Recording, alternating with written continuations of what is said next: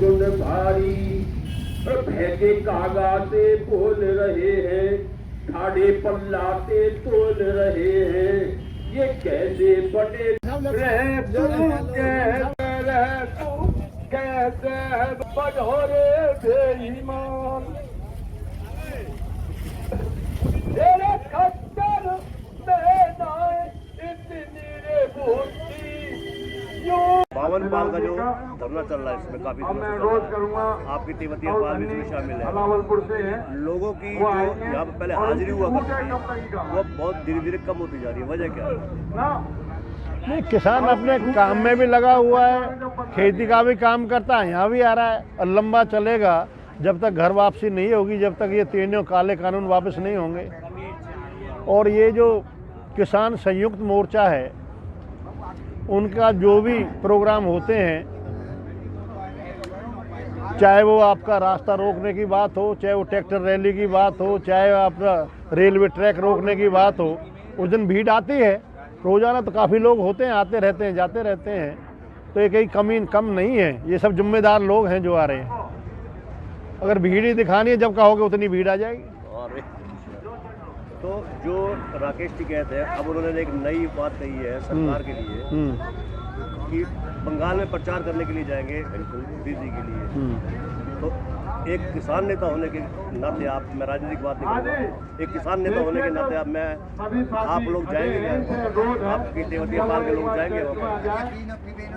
जो भी संयुक्त किसान मोर्चा है, जो भी निर्णय लेगा, उनका जो आदेश होगा उसकी सभी पालना कर रहे हैं। उन्हीं के तत्वाधान में ये प्रोग्राम चले हुए हैं। किसान मोर्चा का अंग है राकेश टिकैत। हाँ, किसान मोर्चा जो भी है उसमें राकेश टिकैत भी हैं, सभी हैं। जो भी उनका निर्णय होगा, तो जो निर्णय आएगा उसमें हमारे लोग भी जाएंगे।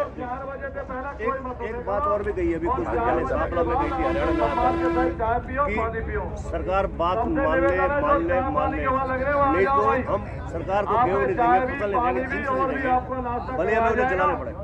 मैंने तो एक कहा है, आपसे मैंने पहले भी कहा है, जो संयुक्त मोर्चा है किसानों का, जो आंदोलन चला हुआ है, ये उन्हीं के नेतृत्व में चल रहा है।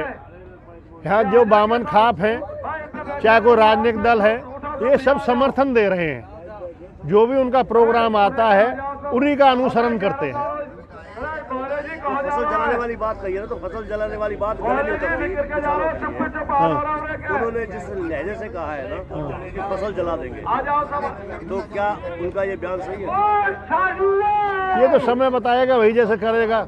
तो मजबूरी में करना पड़ता है जो कर रहे हैं। पहले भी कितने बार ऐसे जब सरकार ने पहले गन्ना नहीं लिया था तो यूपी में लोगों ने गन्ना जला दिया था परेशान होकर। जब होता नहीं है, जो फसल होती है, कितनी सब्जियां ऐसी हो रही है जिनके दाम कम होते हैं, तो कई बार उसे जोतना पड़ता है। तो मजबूरी होती है किसान की। एमएसपी का कानून बना दो, जिसकी मांग कर रहे हैं। सबसे पहली चीज़ तो यही है, जब खुद देश के प्रधानमंत्री जी पहले भी कह चुके हैं और अब लोकसभा में 1 हफ्ते पहले भी कह चुके हैं, एमएसपी थी, है और रहेगी। कहने के बावजूद आज तक जो भी अध्यादेश है उसमें कहीं जिक्र तो है नहीं इसका एमएसपी का। किसान यही तो चाहता है, गारंटी चाहता है। अगर कानून नहीं बनाता, जैसे चल रही थी, लेकिन जब आपने किसानों के लिए कानून बनाए ही हैं तो उसमें एमएसपी का जिक्र क्यों नहीं किया? और वो आज भी कह रहे हैं। इसका मतलब इतना बड़ा आदमी भी जो झूठ बोल रहा है, इससे आगे और क्या बात हो सकती है? बीजेपी राष्ट्रीय अध्यक्ष है बीजेपी के, उन्होंने कहा है कि गांव-गांव जाएंगे, समझाएंगे लोगों को, किसानों को समझाएंगे। बीजेपी के नेता, विधायक, मंत्री, ये कृषि विधेयक अच्छे है, सही है। नहीं, वो अपनी तरफ से तो समझाएंगे, जब समझ में आएगी जब ही तो है। किसान तो चाहता यही तो है। किसान तो एक ये चाहता है भाई डबल मंडी ना हो।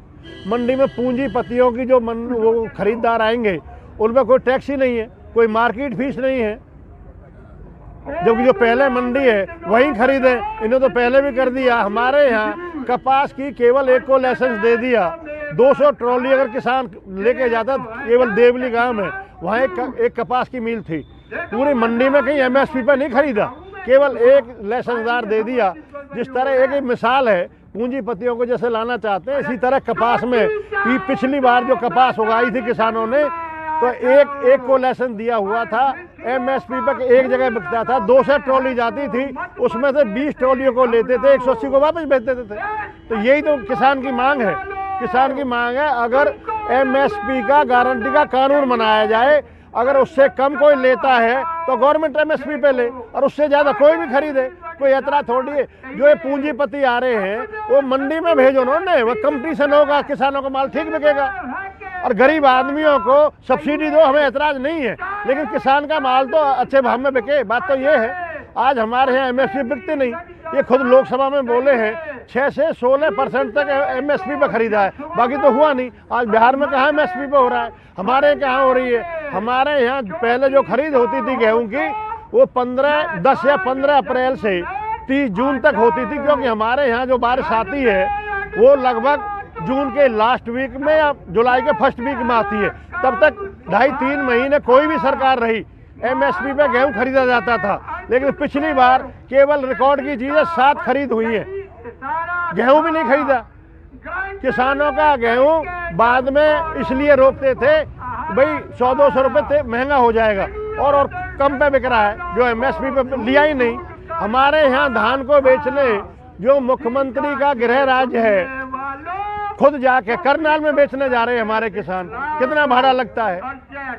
एमएसपी जब वो कहते हैं किसान देश में कहीं बेच सकता है, ये तो हरियाणा ही है, यूपी के को हरियाणा में नहीं आने देते। ये कहते कुछ है करते कुछ है। मेरा सवाल तेवदे साहब ये था, जेपी नड्डा ने मीटिंग ली है बीजेपी के मंत्रियों की,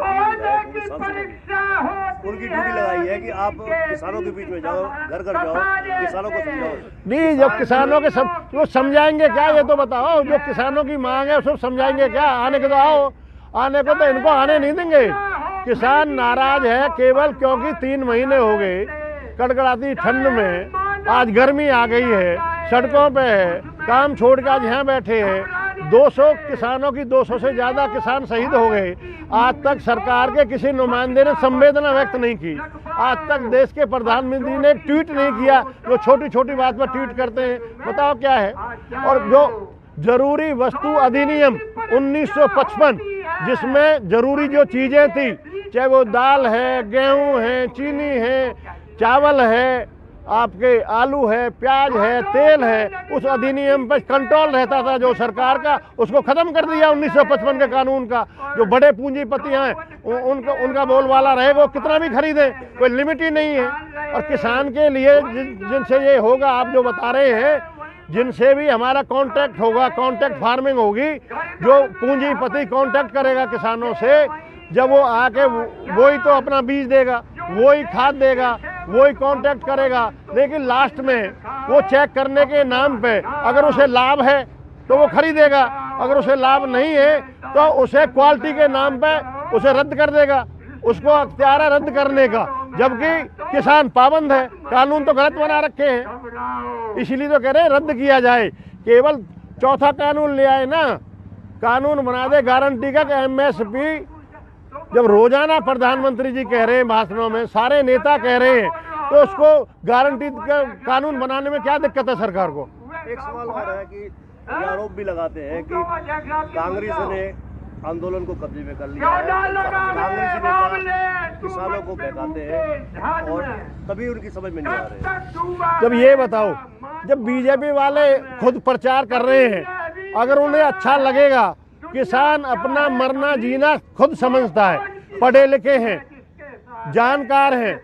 जो हमारे किसान संगठन हैं, उनके जितने भी नेता हैं, उनने जो किसान मोर्चा बना रखा है, उनके आदेश पे ये चले हुए हैं सारे।